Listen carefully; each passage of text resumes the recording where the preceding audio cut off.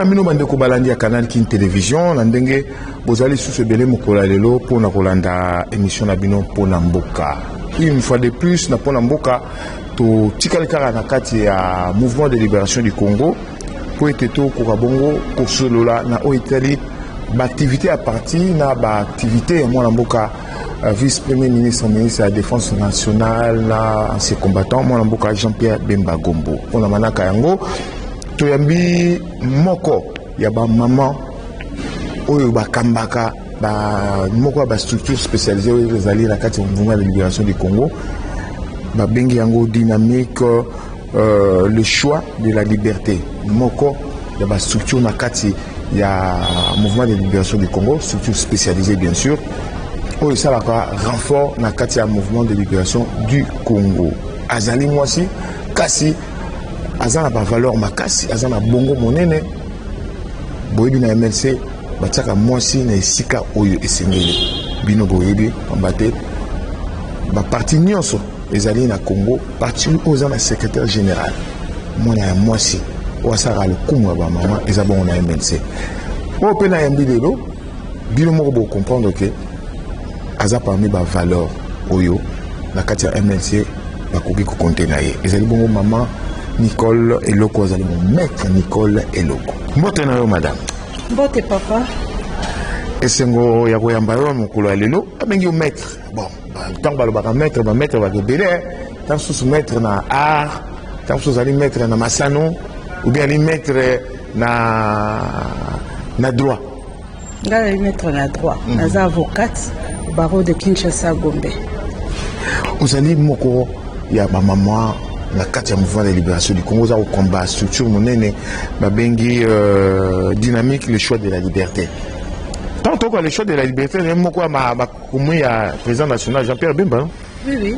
Choix de la liberté, ça moko ya livre, il y a président national, il y a mouvement de libération du Congo, le vice-premier ministre de la défense, monsieur Jean-Pierre Bemba Gombo. C'est un livre Oyo Akumaki pendant qu'Azalaki na incarcération na ces pays. Et Dynamique, le choix de la liberté, justement, a tiré sa source de son inspiration pour ce livre-là. Et Zanakati a livre Azal ko expliquer nini, Azwaki Mandoki, nini, Abandaki, MLC, Mouvement de Libération du Congo, nini, Abandaki Kotambola nae na rébellion. Ti ndenge makambo yoko koma ayeko kangama et tout a expliqué ba raison nini o esalaki ke ye azwa mandoki pour les mêmes raisons yango wana bomona ka intitulé ya MLC za mouvement de libération du Congo. Donc moto asali choix ya liberté eza moto aboyi azala prisonnier na kati ya mboka na ye. C'est d'où est né le MLC. Alors a expliqué kango na ba détail na kati ya livre wana o babengi choix de la liberté batumi bazali mingi na batangi yango na nité ezalaka na suka nango soki ba fongoli livre na suka le bakake le MLC a été créé pour que toutes les tribus, toutes les ethnies, minorités, majorité comme minorité baye bakena mboka ya un état qui ordonne et un état qui protège. Donc il est en train de rassurer à la fin que la prise d'armes, les ambitions qu'il a eues pour le Congo étaient plus grandes. Ça va au-delà des clivages politiques. C'était pour qu'on sente qu'il y a une protection au sein d'une nation. Voilà. Alors, est-ce que le contexte Oyo a comme là qui livre le choix de la liberté, est un peu similaire dans le contexte de l'Angolelo? Bon, moi je pense que ESO continue, ESO a une petite complémentarité parce que ce qui, déjà dans le contexte livre, a expliqué pour Nani ba raison ça que a kende azwa mandoki. Lele oyo toyebi que Jean-Pierre Bemba za moto monene na mboka oyo. Aza président, azala déjà vice-président. Alors, lelo kokoma kozwa défense et que chef de l'État pe azwa idée wana ya confier défense ya mboka, il a juste compris que cet homme doit être à cette place-là parce que ça revient dans ses aspirations, dans son combat il y a 25 ans Donc je pense que Yende Penza à Bongami, Pona et Sikawana à Azui. Donc ça va dans les mêmes aspirations. Ça continue, il est en train de continuer son chemin comme il le voulait. Mais pourquoi on attend toujours c'est besoin d'assurance Makasi, Jean-Pierre Bemba défense, vous avez vraiment l'assurance Makasi. Vous avez tiré conviction dans l'assurance. Bon, moi je suis Jean-Pierre Bemba aza mutu alobaka mingi te. Aza mutu asalaka omoni bilembo. Bato nyonso bayebi ebandeli ya président na biso national Jean-Pierre Bemba Gombo. Bayebi que aza mutu ya efficace. Ça veut dire quoi? Assurance oyo ezalaka bato MLC tende baza na assurance. Boromona ezala toyebi ba nomination ndenge sa makala mboka na biso. Soki ba nommer mutu na place boye, ba nommer toyoka ba yimi babandi koloba loba. Mais pour une fois, na mona population et sepeli na nomination ezala nomination ya Jean-Pierre Bemba en tant que ministre vice-premier ministre de la défense. Tout le monde, même les enfants, même nos enfants na ba statut WhatsApp na bango mususu azokoma. Lui là, on ne va pas le compter, il va tuer tous les M23. Donc même les enfants sont conscients que cet homme, son combat en fait, c'est de réinitialiser, réunifier le pays, donner l'intégrité territoriale aux nationaux. Il a en fait, on ne sent pas lui un brin de traîtrise. Ezate que tozo douté, Jean-Pierre Bemba azana kati, azamwa libanda te, Jean-Pierre Bemba a moi na mboka. Moutounion soyez bien haut. Et puis, na ba place de la stratégique, neti ba défense wana. Il faut qu'à moi namboka. D'où et la population qui ne sont pas du MLC, nabiso bana MLC, to sepeli peut aux assurance que, en tout cas, place wana, président Rosala, a Rosala tout pour imprimer justement idéologie nae, yako, zongi c'est la Congolais, mboka na ndenge ezalaka. Indépendance totale. Territorialité, nyonso ezonga en ordre. Alors, to yoka temps ça qui remise reprise na malobanga ezaki mokuse me alobai que aye aza obunda po ba longo alongola to longola humiliation o elati congolais bambula ebele. Pona Jean-Pierre Bemba congolais azaki humilié. Kaka pona Jean-Pierre te lelo yo Tomi Bengi Congolais, oui, les régimes avaient changé, on a changé, on est parti du Zaïre au Congo. Mais biso ya tozoko là, nazoyeba, ezalaka journal à 20h. Soki non ori nzembo wana te na olala te. Pour ba papa déjà ba yaka nzembo no ebandi nzembo. Bazome elombe sese tokola, elombe sesa chaki mandoki. Ça veut dire que même nous les enfants, nous savions que nous avions une fierté nationale. Nous avions une protection. Mais aujourd'hui, nos enfants, que nous étions autrefois, ne peuvent pas dire ça aujourd'hui. Ça veut dire quand ils parlent de l'humiliation, le Congo a été longuement humilié. Ça va faire presque un demi-siècle. Que toza lisusu na crédibilité oyo tozalaka na ngote et boromona ke ya tozo ba près d'un demi-siècle et bandaki quand ti lelo yo tokomi na quand. Ça veut dire que nous sommes on nous a humiliés de l'intérieur. Ce qui fait que même à l'international, vous allez entendre par exemple on a tous vu l'interview avec le président français, comment il nous a rejeté la tâche, quoi. Il dit, écoutez, la territorialité, la protection vous revient. Ça veut dire qu'il nous a demandé de faire... Incapable. Voilà. Vous êtes incapable d'assurer votre territorial, votre intégrité territoriale. En fait, en réalité, il est en train de vous dire, mais écoutez, réveillez-vous un peu. Pourquoi vous acceptez une telle humiliation? Et le président Bemba n'a fait que imager en mots ce que nous vivons. Et le discours là, il a été précis, court, mais poignant en même temps et réaliste. Et je pense que le choix porté vers lui, le choix porté sur lui pour la défense, c'est tout simplement justement, et il le dit avec beaucoup d'humilité hein, dans son interview, dans la remise de reprise, que nous allons en faire un cheval de bataille. Ce n'est pas facile, et vous allez même voir le général des forces armées qui a fait l'état des lieux.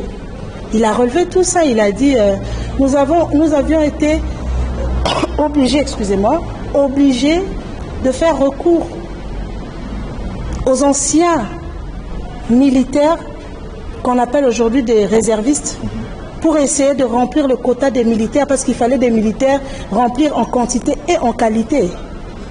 Quelle armée qui n'a pas une qualité qui peut remporter une guerre?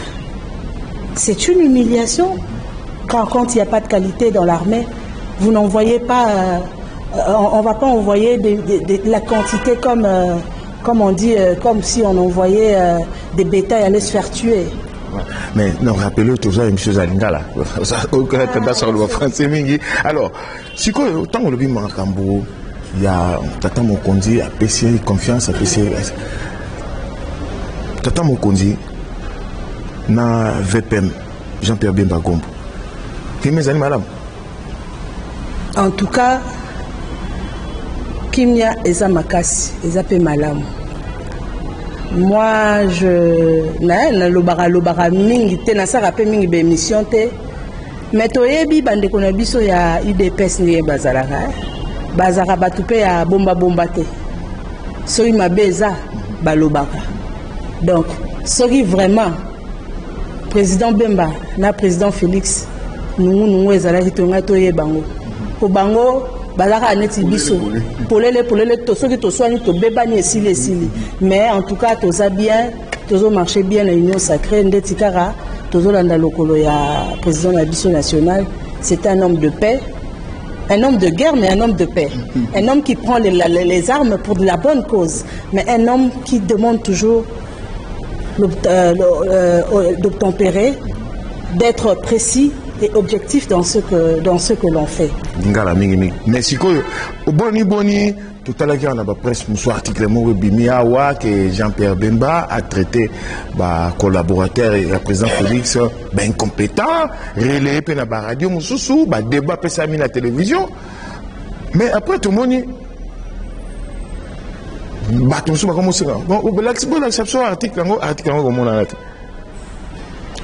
comment dire, tout le monde a un cadre à suivre, il y a humiliation.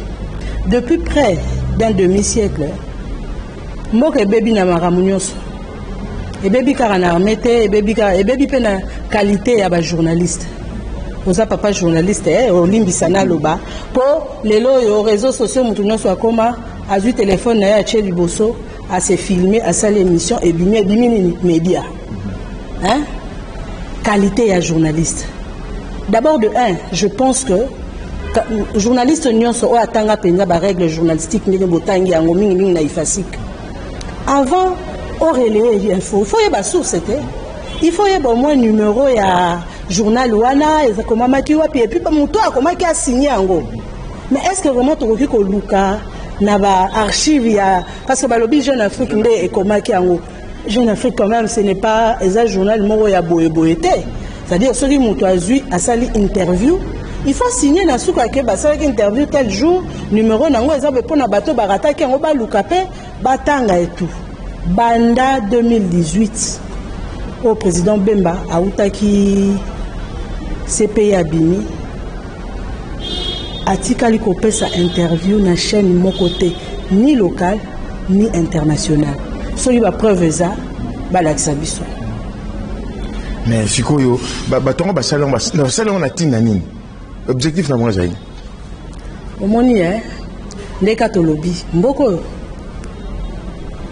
e bomami kara na libanda te balobaka kusu nyama o e polisaka lide swazara na kati na yokaka eza adage na biso balobaka mingi likambo ezoleka na est qui est une priorité actuelle pour le président Bemba. Batumingi balingite sila parce que ça moi ba cop na bango et oumeli tellement et comme un cop et comme un échange, monnaie d'échange entre le sang humain ba okata batumitu ko violer basi na mbongo po bango bazwaka basa l'ambiance ba vivre na ba famille na bango. Mais nzamba la raté. Peuple OP, za peuple mo ensemble de la ramingi. Et tchema bolongo na se et tomboli mi se pa nzambe. Et sengi likambwane sila. Nzambe pa yoki lo sambo atali na bato nyonso bazo diriger bamboka o acteur politique nyonso. Motoni ni toki ko cha pembeni ya président Félix o akoki ko sungaye na likambwana parce que président aza président ya institution nyonso. Garant de la nation, magistrat suprême, il ne peut pas tout faire. Mais ngai nazo comprendre mboka oyo ndenge ezo memamate. Comment est-ce que mboka sali autant d'années na occupation likambwana si la raté? Lelo yo bache moto ke moto so sepeli amoni que yé arozwa mandoki si fois azwa mandoki ye moko komando akita bunda akoki kosala likambo wana bolali bolamuki bosali journal bokoseli ye makambo po babebana na mokonzi yango bokoseli ye makambo exactement ngana obenga ngo eza jeu d'enfant parce que déjà bokosi makambo na journal o bokosela rappel après ye moko pe président de la République bakoseli ye makambo ebele alors kaka na ba journaux wana des petits journalistes qu'on paye un peu d'argent par-ci, par-là pour créer des informations dans le bureau, il y a boutou, pour la séparation. Et si il y a l'Union nationale, ils ont monter ma passe. Parce que ceux qui prennent bango batoano bazotinda ba journaliste wana bakosa makambo bazokosa ba créer zizani entre deux chefs qui s'entendent bien pour l'intérêt général ya mboka. Ceux qui balinga mboka oyo balinga ba le bata mboka umeli na pasi. Peuple congolais pe a nyokwa mingi. To sangana na ndeko na biso Félix to chaye maboko po to tombola ekolo. Mais ba olo balikambo ya kimiate babetaka lisolo ya kimiate. Babetaka lisolo te ke misusu ke bazana jamais ba condamna Rwanda M23 oroka te interview na bango ezaka na ba sujet moko boye eza na sens te oroka ngana lo ba toujours banda to banda ba marche na mboka oyo échange ni oroka kaka marche boye marche ko na mingi ba ko pour na élection ba préparer tricherie o pour na vie eza cher vie eza cher ezaka na Congo te vie avec l'évolution. Il y a Makamundenge ezo kende réchauffement climatique Makamunios. Vie est cher, mais on est là justement. Les solutions sont ezo kolambama pour pallier na makambuana ya vie est cher. Moi na babota ke jour morote. Moi na asara non 9 mois na libumu pour mon ate longia moi na abima jour asuka. Et puis ata botami wana o laisser fufumba la morote, faut bandana na mabele. Na mwa miliki, na mwa potopoto, na mwa ndunda, tia kola akomolia musuni. Bango wana, oyo bazo luka, ba séparer union. Il y a président Félix, chef de l'État, et le président national Jean-Pierre Bemba. Ba solution oyo bazanango immédiate. Pona kosunga mboka etele mezani. Poto moni pe ba misu baleki. Baleki na ba TV, batuni bango bon. Quelles sont les solutions palliatives que vous avez pour relever tous les défis qu'il y a là? Oh, nous n'avons pas encore de propositions de solutions. Mais comment est-ce qu'une population sérieuse peut faire confiance à de tels dirigeants? Ba dirigeant bovandi sika moko boye. Bovandi kaka po luka ba moyen bocha songi entre bakonzi baleki bino na poids. Oh, bakonzi baleki bon. Ils ont besoin d'engager. Bakonzi wana baleki bango na poids. Le MLC a une histoire. L'UDPS a une histoire. L'UDPS a fait 38 ans. Ils ont fait leurs preuves. 38 ans de l'opposition, Babundi, Bazu pouvoir. Le MLC a une histoire, elle a 25 ans. 25 ans, le président a été enfermé 10 ans. Le MLC n'est pas mort. Mais beaucoup de partis là qui se sont liés, qui se sont fait des alliances pour créer une opposition entre guillemets. Ils ont quelle histoire dans ce pays? Qu'est-ce qu'ils vont raconter à leur progéniture? Les loyo, tomoni bato balingi mboka. Les loyo tomoni président Bemba, Andimi, avec toute humilité. Même dans son discours, il dit, je remercie, mes remerciements vont à l'endroit du chef de l'État, garant chef de la nation. L'humilité précède la gloire. Hein? L'orgueil,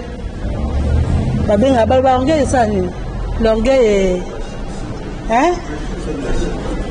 Précède la chute. Bemba, Andimi, Bafingae, Aza, Ami Kitisi, Aza Nataï, Yarosala, Nassina Félix T, Premier ministre Samaloukonde, Aroki Kozala, Mokondinaete. Mais il n'y a que les faibles d'esprit qui ne comprennent pas la grandeur d'esprit de Jean-Pierre Bemba. Parce qu'un noble d'esprit ne peut pas réfléchir comme ça. Surtout quand il s'agit d'un intérêt supérieur de la nation. C'est-à-dire, il a dit, je ne suis rien à Motopamba. Ngai nzoto na Motopamba. Soyi na telemi boy na bundoli na zumando kité, na kei na chanté. Biso président FSA, biso toujours. Un bon militaire, c'est celui qui est sur le terrain. Mossa les arandé na terrain. Mossa les aranda ba titre ten, na ba grade ten. Mossa les andé, yo ni nozo sala, apport ni nozo mema na terrain pour na mboka na yo. Ya azwaka mandoki alati Sokoto akeya Bundi na bango nyonso wana nani azwa mandoki awa atelemela régime enyokoli biso pendant des années nani po balobake Ami Kitisi. Mais est-ce que Ami Kitisi za mabe Nzambe mtatinda moto Ami Kitisi rezaka moto yo ayebi gloire. Alors tant ozoloba wana alati Sokoto image mo uto le kana Jean-Pierre à Indonésie batala ye moko azo mandoki pas azui oyo mendoki ba sniper ba sale la kawana ba tireur d'élite abeti pe papa vraiment na ba cercle on a approché vraiment donc cercle à Souka ba tout le monde tunga na bata onyo so aleki na prison abeta mondoki boye bata na zaki na prison parce que la prison ba na pesa ye mondoki abeta kapo azalaka na ba habilité on a tiré. Bon, nako répondre à la batouana que au moins une vision nayo est sérieuse. Quel que soit le trou dans lequel on t'enferme et auquel était, au Zalanangoti on atteindre l'objectif. Les faire qui sait déjà que parce que mon doux qui a nous ciblé, après ça nous tirer, il faut atteindre cible. C'est un message. Ba o bazana kati ya makambouana. Après si bango message. Que vous êtes sur ma ligne de tir. Soit bozongi bato ya mboka poto obenga na binote bozaba na mboka, soit botika likuna me kadvienne que pourra. Parce que on ne négocie pas l'intégrité territoriale. On ne négocie pas la liberté. La liberté s'arrache. La liberté s'arrache. La nationalité, la citoyenneté se méritent. Tozo mona bato bazo ça la preuve de nationalisme et d'un bon citoyen. Les bons citoyens, celui qui oh mutunyo so un bon citoyen qui veut gérer mbokao en bon père de famille. Conscience naie, il faut la qui sait qu'il faut s'aligner derrière chef de l'État.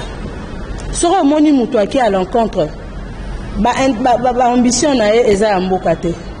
Ambition neza mususu kaka ye na bato bazolanda yende bayebi mais moto openza lingi mboka à quoi accompagner chef de l'État parce que tout le monde est chef de l'État président Félix Antoine Tshisekedi azo bunda na ba chantier 145 territoires à télémissi école boy et hôpital boy nzela boy est-ce que botali nzela ya route Mbujima Kananga Chikapa nzela wana lobby basali ceux qui couchent moko bazo benga ko sala ils ont duré à 50 ans de vie.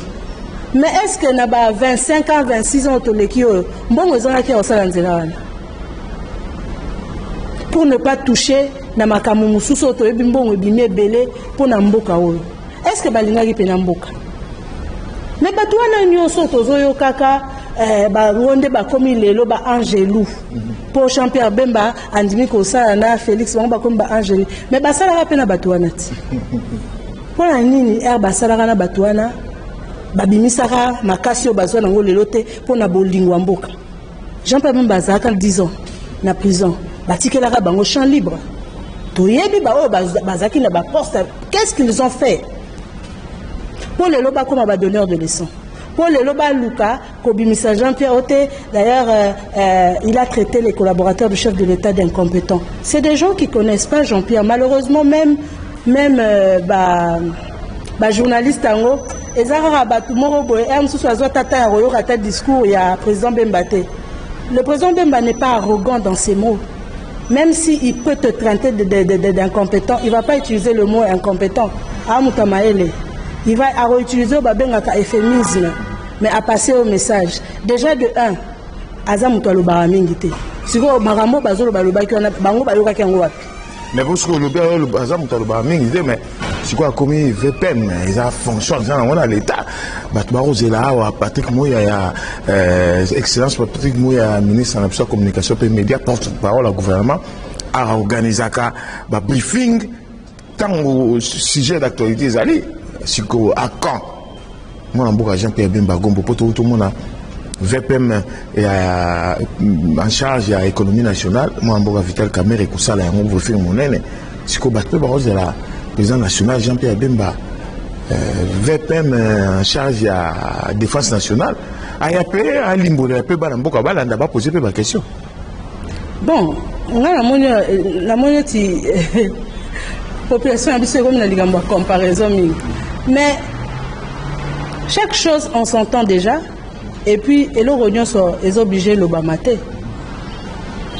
Ministère au président Jean-Pierre Azo géré, et un ministère moko ya babengarango rattaché au secret. Et un ministère au ezo bomba mboka. Aroko bando le karaté bando sala d'interview.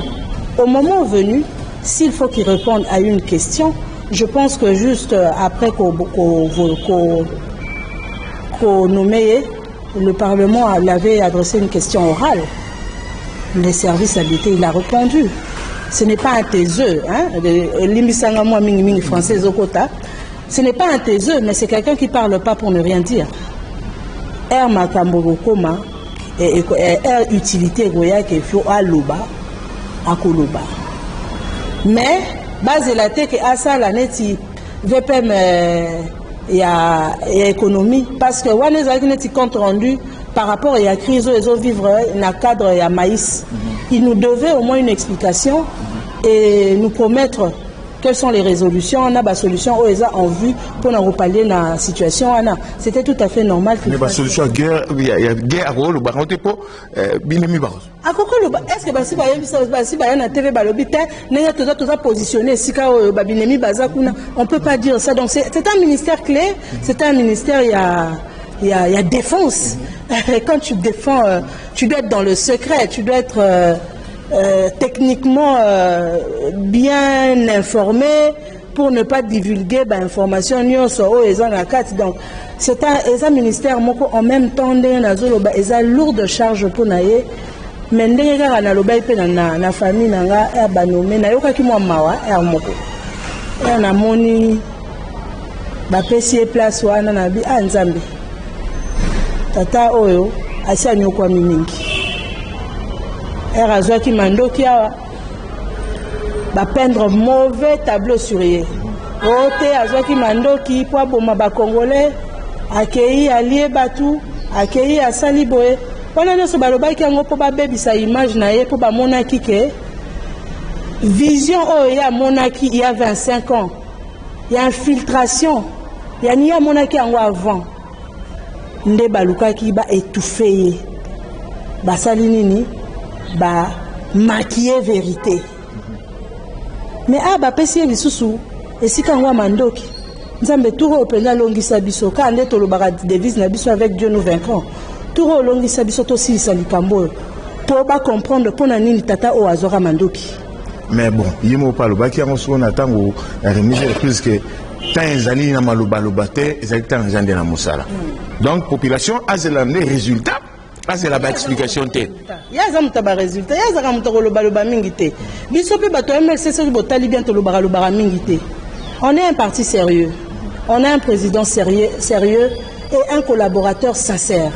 Donc ce qui président Félix na nyonso baloba po na Bemba amonaki sincérité na ministre ya président Bemba te alingaka pese mandoki te po bato bele bakomaki te aluki shit na ye azwi apesi Bemba mandoki motomboki tout ça mais aza zoba te président Félix c'est donc amuta mayele ce qui apesi mandoki apesi président mandoki ça veut dire alobi muto non seulement à protéger biso nangai pe nazana kati mais batwana bamoni o eza union moko on n'avait pas imaginé ça na ba o ba tireur de ficelle à libanda na ba o akati balobi fo bo sala tout bobo meloko wana poso bobo mité biso kopesili nde balobaka diviser pour mieux régner lokwa reine na bango ezosila bazoluka kaka bakata union wana mais osimba te mais siko tomoni balai diplomatique na niveau ya bureau ya Jean-Pierre Bemba ambassadeur baya ti suka les États-Unis kuna moni oyo deuxième fois madame wana ambassadeur so deuxième fois nini bazako ya kosala auparavant ezaki ndenge wana te pour la vie. C'est juste le sérieux qu'on a trouvé dans l'homme. Mboka oyo et comme une plaisanterie mingi tozaka na blague mo tobetaka entre biso tobi tango kezaka oki kombo ya général obangi o général Boboliko o général Bujamabe o mosusu kombo nezali nani général likulu ya bolongo mais lelo o général Pichen. Donc déjà on a désacralisé ce grade wana armée désacraliser Kiango. Le pays est désacralisé. On pouvait, la qualité de l'homme ne faisait plus le critère. Dans le profil, la qualité de l'homme ne comptait plus. Il y a le clientélisme, il y a le favoritisme, le népotisme. On ne tenait pas compte du fait que place aux autres chamutouana, et ça n'est pas Namboka. Et ça n'est pas se pelisaka longinanga, et ça n'est pas se pelisaka banananga, et zali pour Namboka et tambolama bien parce que ceux qui mboka tambolami bien na banananga na kati bako se retrouver l'intérêt général. Mais les diplomatiques oyo lobi wana ezapo ba yebi niveau ya sérieux ya mutu wana. Ba yebi niveau ya intelligence na ye, c'est un homme intrépide. Oui, mais c'est une tête bien faite.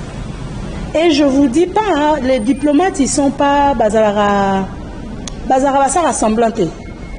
Les gars, comment ils peuvent jouer diplomatie à Bouzoba, la diplomatie à Maël. Soro Zazoba, bako accompagner au na Bouzoba. Mais au moment où on va être bako secrétaire généraux, conseiller, consulaire, nini. Mais le fait d'aller présenter leur civilité, ça veut dire qu'on t'estime. Et c'est ce qui fait mal. Même sur le plan international, de plus en plus, vous allez entendre que les langues vont se délier. Même bato bana diaspora oyo tobengaka ba combattant ba fingara mingi ba nommé Jean-Pierre Batindi ba message mingi balobi vieux tozo zonga tozo akobundela mboka. Ça veut dire qu'ils ont confiance en l'homme. Et ils ont remercié le chef de l'État parce qu'il a choisi l'homme qu'il faut à la place l'homme qu'il faut à la place qu'il faut. Mais si quoi là pour tout ça balance de signaler sur que tout comme message wa salaki na sortie officielle il y a union sacrée kusenga naba oyo ba na opposition ozala na nord ozala sud tout tika na makambo na biso wana tout landa tout libérer dans mboka ba problème interne tout la ngo sima tant mboka ozala libérer oyamba ki bon bon ngana yamba ki en tant que partisan d'abord ya MLC ça m'a pas surpris parce que je connais l'idéologie de l'homme. C'est un rassembleur. Vous allez remarquer qu'au MLC, on n'a pas cette histoire de « Oh, Batou Yaba Congo, Batou Yaba Ndundu ». Non, tout le monde est congolais qui est au sein du MLC. Alors quand il lance un message comme ça, c'est tout simplement pour dire que Talamboko, Tosakani Nangomingi, Totikana Nubabitumba, des guéguerres là, mettons-nous ensemble pour élever l'étendard de ce pays. Bakoli, papa Amsu Bakomokola, Bayaya, Obazaki na politique, Bakomokola, Bisomorope Baleki Tokomokola, Moko Otali Lobi, Ozotala, scientifique, n'engezo évolué na Mboka Mususu, n'engeba na Mike, Bazo évolué, Bazo Mata, scientifiquement, on a otombo la Mboka na Bango. Mais Otali n'enge Mboka na Biso 62 ans après l'indépendance, on n'a même pas encore atteint quota, il y a 2%, il y a réalisation scientifique et tout. Bon, on vit en Opé, nous avons appelé ça 100 ans de sous-souté. Aux ans, moins espérance à vie à Mouké. Mais oh, etikali Mouké, totikanoun bakerel, totikanoun banini, tout ça la peut apporter un plus pour Namboka. Pour l'obi peso qui n'a koufi, banananga, il besoin exemple sur Biso. Biso, tu auras exemple sur Bangote. Les loyaux. Na okokoma lobi président Pessinga par exemple babenga ngoni responsabilité mususu mais ligne de conduite nanga modèle nanga ezalani ye mais ye sikoyo soki azalaki boye ozana modèle ndenge ni rotenga mape nde wana abengi alobi opposition oh majorité on est oui mais toza biso nyonso ba congolais to sangana to bundela ekolo to silisa guerre oyo eza biso eumele komi lokola sonzo akangami biso tokoma komona normal que mwasi baviole tokoma komona normal mwana bakati ye mutu tokomi komona likambo ya machete oyo biso toyebaka te okomona kaka toyokaki kuna ona na kisimbi soki nini bamboka ngo toyebaka pe tokomi toyebaka te tokomi koyeba bakombo nango kaka nini bazalaka na kimia mais tokomi découvrir oh Beni oh Kasimbi Mahele soki nini c'est notre pays mais c'est des villages que tout le monde ne connaissait pas le tokomi oyeba ngo mais na ndenge ya malamu te mais na information nini oh bakataki 100 personnes mutukuna oh baviolaki basi boye des traumatismes et des viols qui vont aller de génération en génération sur les femmes. Et on a comme ça des enfants qui ont parcouru des kilomètres à pied. Moi, on a lobby boyo, et c'est que Congo et Lingakayo, Zambo Kanayo, mais mon sentiment, on a lobby à Koko comme appelé traître pour le Bab Congo et protéger Kingate. Nazaki minorité, Nazaki n'a pas, Nazaki n'a mboka, l'État est protégé Kingate. Ndi abeleli abeti obalbara abeti tangwa abeti mbela alobi bino tu esika bozali. Mais ce que tu vas dire, bon kiti sa ba arme. Bosala tu to sangana, to silisa likambo oyo, to restaurer intégrité na biso na kimia na mboka. Mboka moko te o ezangi kimia et évoluaka. Notre destin dépend de la paix dans ce pays. Ndeko Nicole Eloko tokomi na suka. Peut-être dans un message moko au ça tam susu na ba MLC pe na ba structure no kambaka ou ezali bongo dynamique le choix de la liberté. Bon, message na biso ezaka moko to sala. Ngana ebike ezana eloko moko te ekomisaka moto abengaka ni riche na lingala nazoyeba ngo mo wana mpenza te nga nayebi kaka eloko moko esalaki lelo toza oyo toza c'est la patience le travail travaillons tosalela mboka tozala babon militant mpona MLC mpona bamembre ya structure na bandelaka toujours likambo wana c'est ton travail qui va te faire distinguer. Maman, Te, papa, maman, mingi, jeune, parce que le choix de la liberté, en fait, c'est une vision, et c'est une vision futuriste. On est plus en train d'encadrer jeunes qui veulent s'engager en politique sur base de l'idéologie du président Jean-Pierre Bemba qui veut que le MLC se pérennise dans le temps et dans l'espace. Ok, maintenant, si vous rejoindre Lisanga Nabino, vous allez si vous rejoindre Lisanga Nabiso, vous avez une page Nabiso, Facebook, vous avez un siège, vous avez une permanence. Ceux qui sont bakoti na bureau na biso ya secrétaire national Dongo o te naza muto choix de la liberté ba revandisa ye ba rotinda ye pa na biso ba cordon na biso toza en fait partout na ba commune toza na coordination na ba quartier toza na ba coordination. Donc il suffit kaka aloba par exemple soka komeli biso naza muto na vandaka na makala biso toza pe défense décentralisation te to se décentraliser partout. Ça veut dire que ce cas dans Makala, tu retiens pas cordon ya Makala. Ce qu'on a soit les gars comment na réseaux sociaux bien na internet là wala ni tout. La dynamique, le choix de la liberté. A au moins na page Robima. D'ailleurs Kalaté benga en TikTok. Ezo ko taper déjà nyonso tozo ko na ba réseau nyonso parce que to lingi que batuba ko ta massivement na MLC to sunga mboka na sima ya MLC. Voilà, tout ça là qui na masolo na maître Nicole Eloko Azali Mungo, coordonnatrice nationale ya Lisanga dynamique le choix de la liberté. Moko ba structure spécialisée dans le cadre du mouvement de libération du Congo, parti à mon mboka Jean-Pierre Bemba Gombo. Naye to beti masolo mingi na o etali ba activité to pe mission makasi oyo.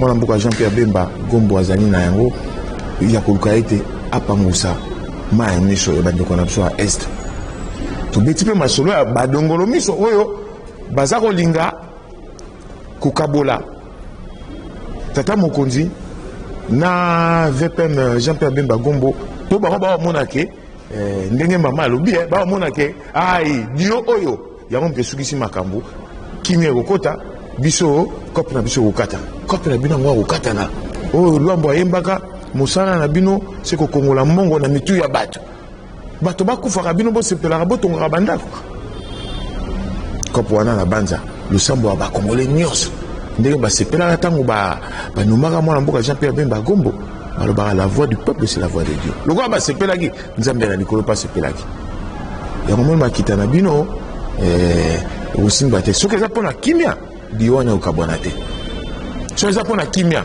biwana okabwana te bino nde bokokabwana ta yango yo bo rejoindre bateau bo rejoindre le bon côté de l'histoire de ce pays na banzi message oyo ndenge mama alobi ekwei na bateau bazali na bolingo ya mboka soki komoni moto atelemela message oyo sekalingaka mboka oyo te merci ekei bongo na mwana mboka Sadudi Mbo azalaki bongo nsima ya caméra montage esimbamaki na Christian Makutu pe régie finale ezalaki assuré na mwana mboka Joël Pembele nde nakutani na bino semaine koya mpona numéro mosusu ya émission mpona mboka boboto mabota na bino.